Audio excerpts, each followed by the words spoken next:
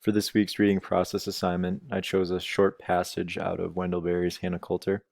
It was on page 146, and it talks about the importance of living with hope, but at the same time, making sure you don't get your hopes too high.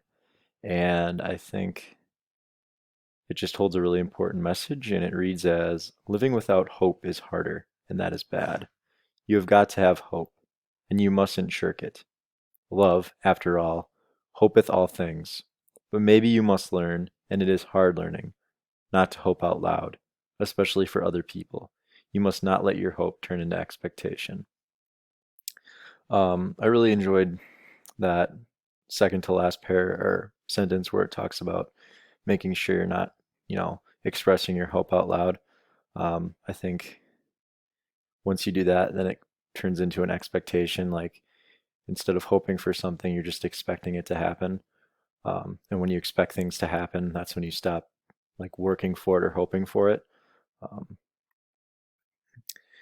and obviously, it reads that exact thing in the last sentence.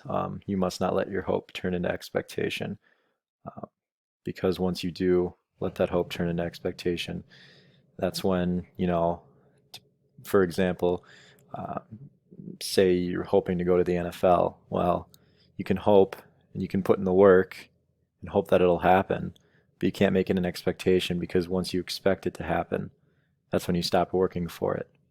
And I think that's just a really important reminder for all of us, especially as college students, that in order to reach our goals, we can't expect it to happen. We have to want it to happen, hope for it to happen, and put in the hard work. Um, like in the story, their farm, with the pressures of process, quote unquote, of the world, coming into their town, threatening their farm with subdivisions and such, you know, they can't expect that to happen because then they'll lose all hope of keeping their farm. They have to hope that their farm is going to, not be taken away by these developers. Um, and I think, as long as you can, hope and, you know, work as if nothing is happening, you'll continue to live a happy life.